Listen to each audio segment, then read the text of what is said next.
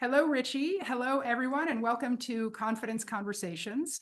I want to introduce my guest today. He's a professional comedian, a game show producer for TBS and CNBC, the founder of comedy content company Funnier Than You Are. He helps teams communicate with humor and understand how to create engagement by gamifying the workday with a program called Leading with Levity. Please welcome Richie Redding. Yay! Welcome, Richie. And thank you for that introduction. We're going to talk about how you actually are super like the introduction guy. But I also want to, we're going to talk about that in a minute. I want to introduce my audience to why I wanted to have you on the show. And that's because of two things.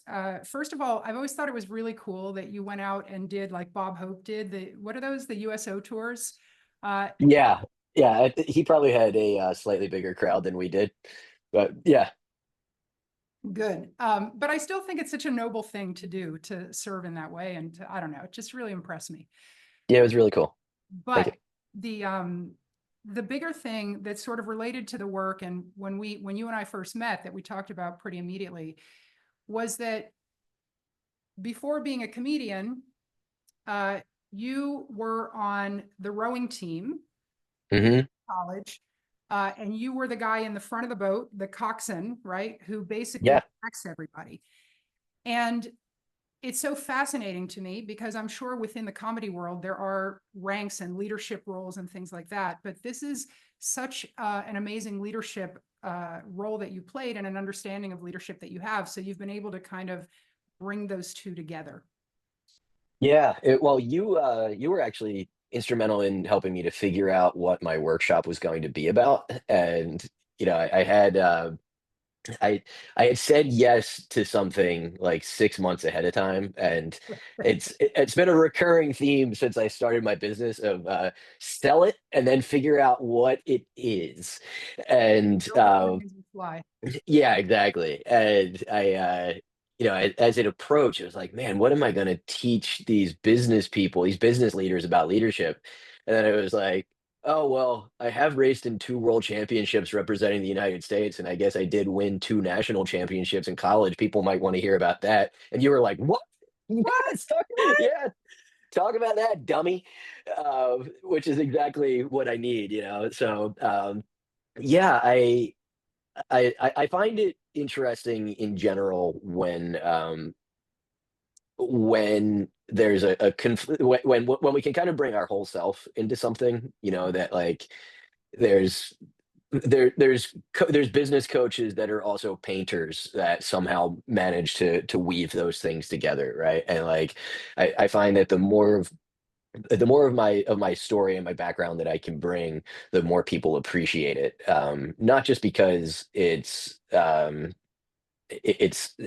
not just because it's like it's more stuff that's directly applicable, but they want to know the full person that they're talking to, and the more points of connection that we can give them, then the more likely they are to relate to something. And that's one of my things is that like a direct carryover between stand up and business leadership is that people only see what you show them, Mm, right? So it's like, and for we better or for control. worse. Yeah, yeah, exactly, and it's like we control the frame. So um opening up, the more we open up, the bigger the frame gets that people see us in, right? That it can go from that to huge by way of just like how much we're willing to show people about ourselves. And so then the question becomes, is that because so much of coaching, people are like, ooh, executive presence, you have to be, a certain way. I'm making up, or I'm gonna make up that what you're saying is that actually showing more, showing your authenticity, showing who you are and revealing yourself actually is very empowering. Is that what you I were think gonna, so. okay, good. Yeah, absolutely. Well, Same place. yeah, Because a lot of there's my audience talks about authenticity, right? But it's like, well, should I be authentic about everything or certain things or so? yeah. Well, I mean, there's also levels to it, right? That it's like the closer people are to the inner circle, the more of you they're going to see. Mhm. Um, if somebody has 10,000 employees, they're not going to show warts and all to everybody, right? And they're not going to go on TV and say that they're missing a back tooth. But there's there's a lot to uh, not needing to be perfect, Mhm. right? And there's I basically did as much research as possible for the workshops just because I wanted to really know my stuff. So I've read everything there is to know about business, humor in business, and like read every book that was published and then started to read all the academic papers. And I've strangely become friends with like a couple Wharton professors, a London Mhm. School of Economics professor, and I basically like contacted them to argue with them and then wound up becoming friends with them. But one thing that I found that's really interesting is that it was I think it was a Fast Company study that the thing that young people want to know most about their boss is how they got there. Mhm. Right. And my framing of that is that people are more interested in your obstacles than your outcomes. Yeah. Right. So, and again, that comes down to controlling the frame. Right. So if if all I see is this guy that drives a Porsche and has the big house, it's like, well, that's that's how you grew up. That's what you have. You're that person, right? You were born on third. Yeah. But when we tell our personal story in a way that includes the hard times and the stuff that we overcame, then people attach ourselves to that, right? Because they want to people want to see themselves in you, Mhm. right? They really want to see you as something that they can achieve. So if it's nothing but how awesome I am all the time, then they're never going to see that, right? And like the point the point of of like one of the longest exercises that I do is that I teach people how to tell a story where they're not the hero, Mm. and that's such a rare thing in the business world, right? That is a story that doesn't end with "and we kicked their ass." So Yeah. so it's like it gets very intimate very quickly because of that, because you're telling stories where it's like this is just stuff that like my family won't let me live down, that type of thing, right? Like your less fine moments, but that's the stuff that people actually attach to. Yeah. And yeah, like I actually just posted about it today that I just read The Science of Likability, and there's something called the pratfall effect, which is that it was a study in the 60s that people like a presenter more if they knock over a cup of coffee. Yeah. And it's because like, oh, that's a human being. Like, yeah, yeah, I would do that. You Right. know, I do actually a 6-week leadership program, and I always open it up with my story of getting fired for cause. And it's sort Hmm. of amazing how, like, in the, whether it's For cause. right, people are like, wow, I relate, or thank you for that, And by the way, once I do that, they're listening, right? There's like Hmm. massive credibility that happens when people can see that you've struggled too. Yeah. Let me move on then. What was my other question? You know, I, so we're sort of talking about this a little bit, but there's a very specific thing that I find, and I more than once, when I'm with clients, I'll recommend that they smile. And this is a Hmm. very touchy thing, particularly when you say it to women, right? Because we've been told for so I long, say it on the street all the time. yeah, like you'd be so pretty Hey, if you could sweetheart, smile. Right. Why don't you smile. smile? Yeah, Some guy did it to me the other day, so I smiled. I mean, whatever. So, still got it. well, right. I'm at the age now where I'm like, okay, I'll do it. But so, but here's the thing about smiling is that in leadership, either like a calm smile, a smile signals it's okay, right? When we're walking around with the big 11s going like, right, it signals that things are not okay. And so part of what I've coached people at times is, if you're walking around with a big cloud, a little cloud over your head all the time, it doesn't spell leadership. Whereas a smile, Hmm. ease, humor, even can signal it's going to be okay. And I guess, I've already said what you should say about that, but what are your thoughts on that? Um, Yeah, I mean, attitude is contagious, right? And a good attitude or bad attitude can both be contagious, right? Mhm. And to me, the reason that I focus on levity and not humor is that levity is treating a serious subject with humor, Yes, so that the the seriousness, the problems are never going to go away, but the way that you as a leader or your team addresses a problem or something serious has a major impact on how happy people are, yes. right? More about uh, that, yeah. yeah. Or the difference between humor and levity in this context. Mhm. Because humor can be not disrespectful, but it can be, yeah, I guess I'm curious about the nuance. Yeah, to me, levity is a vibe more than anything, right? Mhm. And I really love surveying. I send like a culture survey to people whenever I do a workshop with them, and it's a lot of the times I encounter the CEO or the leadership team first, and I give them the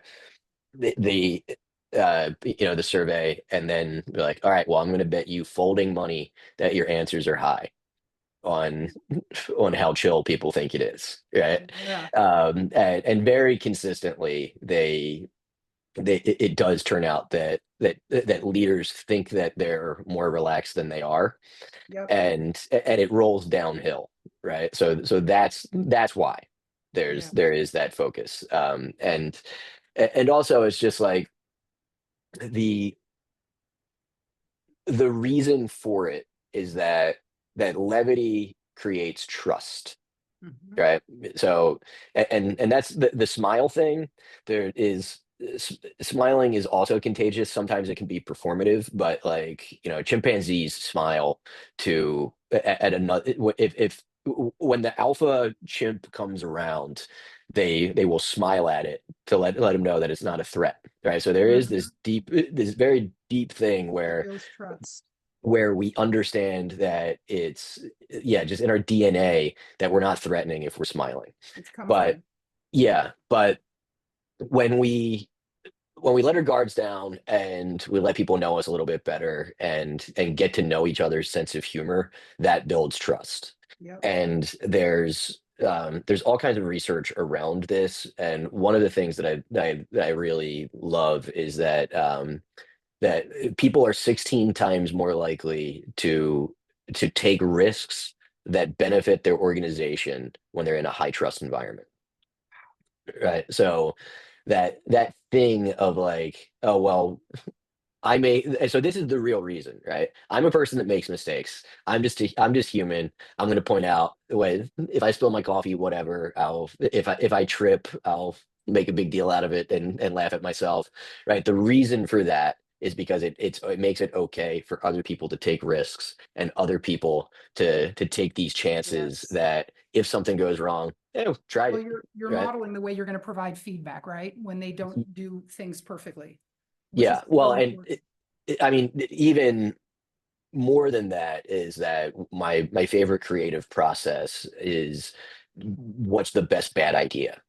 Yeah. So like whenever I do a writer's room, especially when we're doing a lot of writer's rooms for marketing stuff, it was like, all right, well, what can we say that is 100% going to get us fired? Like, what can we Yeah. never ever say to these clients? And go Yeah. around the room with just the darkest stuff you've ever heard. And it was like, all Yeah. right, well, with that The out of the potato way, chips are the worst. yeah, and doing that in workshops that I always tell everybody is like, I'm going to give you a chance to bomb today. Mhm. So whenever somebody bombs, if they tell a joke that or try to tell a story that's not funny, I put a bomb towel on their head, take a picture with them, and that gets the biggest round of applause. And the workshop is also a game, and bombs are worth more points than than getting a laugh is, right? Yeah. So people getting a round of applause for this bomb, and what happens over the course of it is that people get way less risk averse, and also like I've had people that are like the stiffest will ham it up when they get the bomb towel, Yeah. because like we've created a high trust environment in which failing is fun. Yeah. Well, and where people can like be with discomfort instead Hmm. of having to know the answer and have everything be easy all the time. Exactly. Yeah. Exactly. All right. Was I that a want good to do answer? one, huh? Did I answer your question? No, that was awesome. I have one Okay. more question. This idea of you're like the introduction king, right?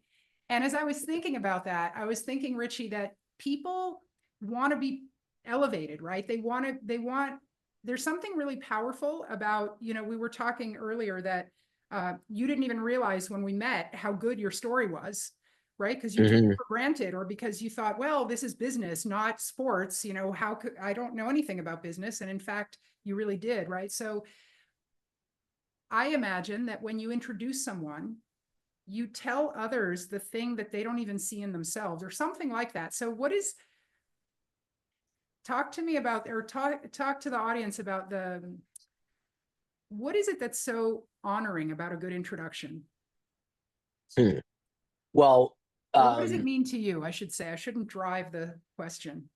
no, well, yeah, I mean, I think it does two things. One of them is that it creates instant credibility for the audience, but also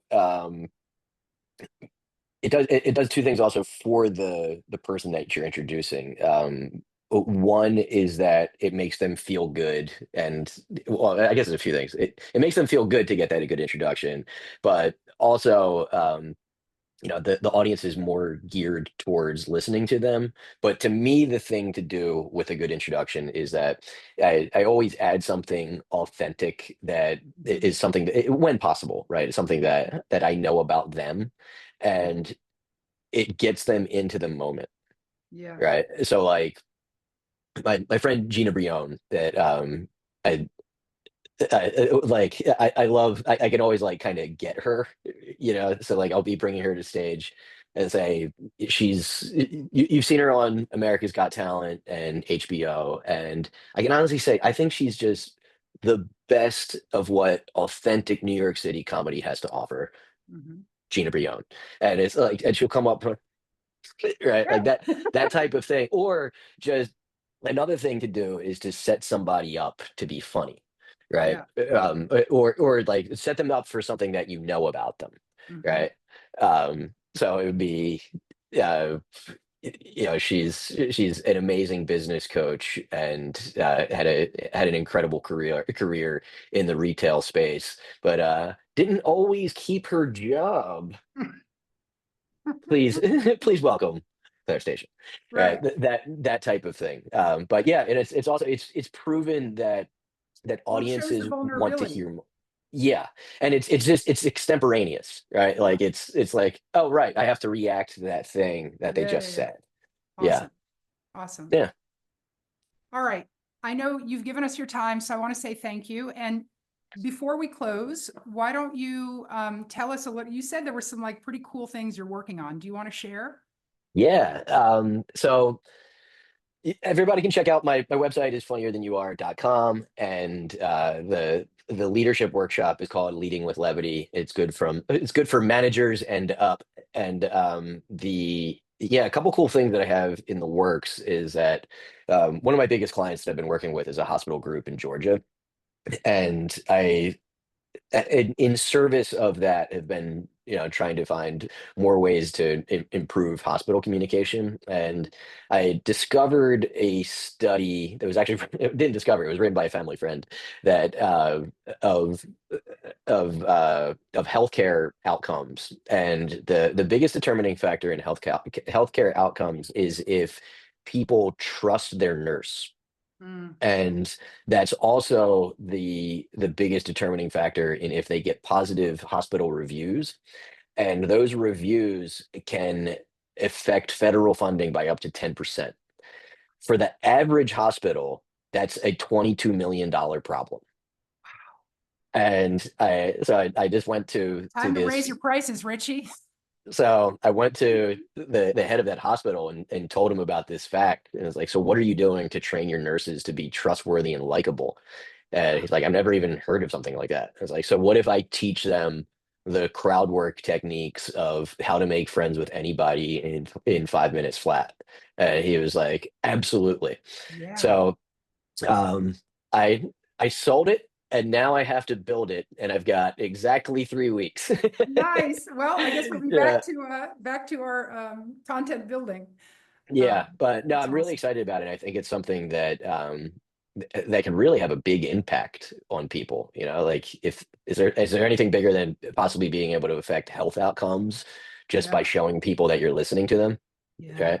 That's And amazing. laughing at their jokes, and it's the same thing that is, and this was something that I want to put a point on. If anybody is considering the value of leadership humor, is that the the real point is not for me to make you laugh. The real point is for me to get you to get you to be comfortable enough to joke around, Hmm. right? Yeah. And everybody says that they want to date somebody that has a sense of humor. They don't. They want to Yeah. date somebody that laughs at their jokes. Yes. And for a nurse, especially, the goal is not to make the patient laugh. The goal is to get them from a state of fear Mhm. to a place where they're comfortable joking around. If I'm in the hospital and I'm busting my nurse's chops a little bit, it's 100% because I like her or him. Yeah. Yeah. Yeah. Yeah. Totally. I remember Okay. the last surgery I had, I was like making fun of the surgeon. I had a tonsillectomy and I was making fun of the surgeon. I said, "What if you miss?" And he's like, "What?" And I said, "Oh, come on, you know." Anyway, it's right. You got to be able to laugh. So I had a Yeah. good outcome. Let's put it that way. Uh, Yeah. all right, good. Any other one you want to talk about, or No, I think we did it. that's awesome. I think we did Yeah. too.